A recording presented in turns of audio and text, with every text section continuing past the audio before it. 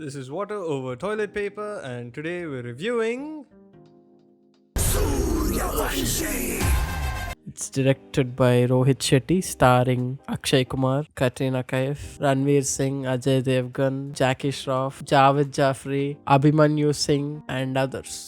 Can you explain the plot? This is the fourth installment of Shetty's Cop universe, and it stars Akshay Kumar as anti-terrorism squad chief DCP Veer Suryavanshi. And he's tasked with taking down some Pakistani insurgents. Basically, from the 1993 bombing, they have some leftover tons of RDX buried somewhere in India. And they've infiltrated India, masquerading as normal Indian people, and are slowly building up a network and force to commit some atrocities again. And it's up to Veer Suryavanshi to take him down. What do you think? I think what Rohit Shetty does in most of his movie, he does here also. I think his general eye for like adding masala and action and comedy and all, if you like it, you will like this also. And I think one of the best things about this movie is the fact that it is in the cop universe that he set up, and when they truly come together, it is like the fucking Avengers, where all the three big stars are together and they're fighting the terrorists and all that. And that entire sequence is the best part of the movie, and it's a lot of fun. It's like the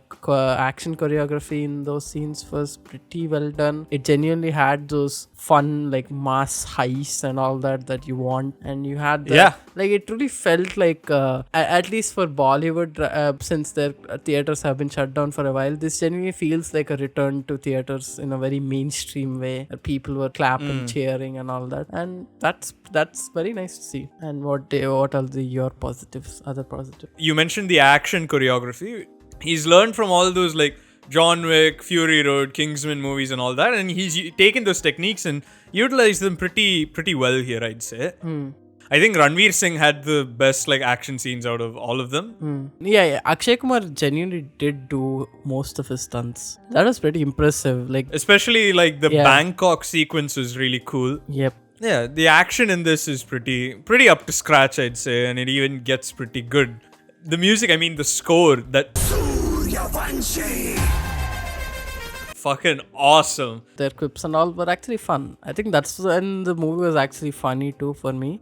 And Ranveer Singh's interactions with, like Simba's interactions with Singham and Suryavanshi are actually the funny parts of the movie.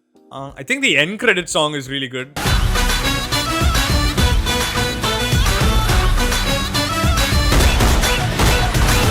I think he tried something a little more difficult here by actually basing it on somewhat of a realistic situation, and then sort of making it more and more insane as the movie progresses. Like the graph goes up as the movie goes. Like you start off very grounded. Which is a very good thing. Yeah. Very good thing.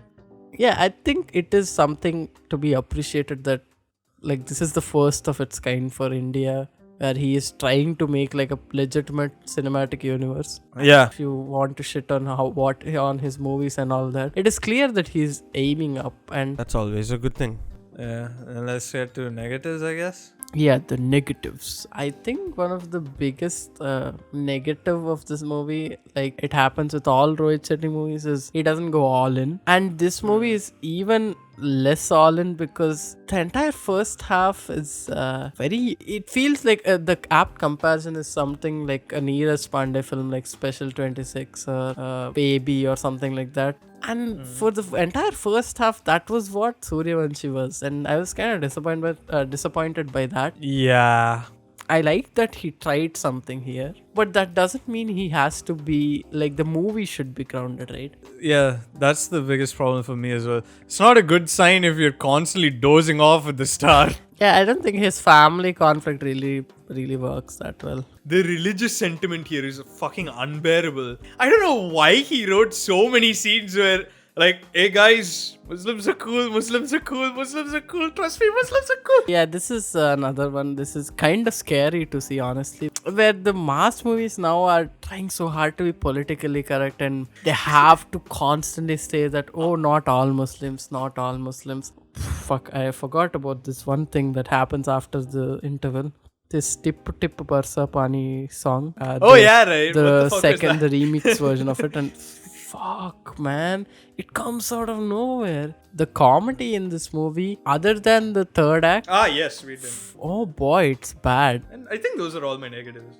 I genuinely think like he can make like a good movie if he just like trims a lot of the fat he tends to surround his movies with. It trims a lot of fat, sort of would not overdo his comedy at times and Yeah.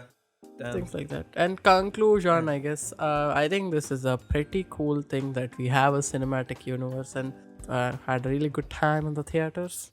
Really good welcome to theaters for a lot of people in our country, and it's pretty cool. And what do you give it? 4 out of 10. Wow, we praised it too much. Yeah. Yeah, I know, but like those are all the positives. It still doesn't escape the fact that I was goddamn dozing off for like one half of a movie. Yeah, I give it like a 6 out of 10. I give it a 6 out of 10. And yeah, thanks for watching. Like, share, subscribe. You can check out the other film reviews here. You can check out our other podcast highlights here. Comment your least favorite religious minority. If we see a bunch of M words in the comments, we'll know who's biased. Yeah, comment what's your favorite Rohit Shetty Cop Universe movie. How nice of you.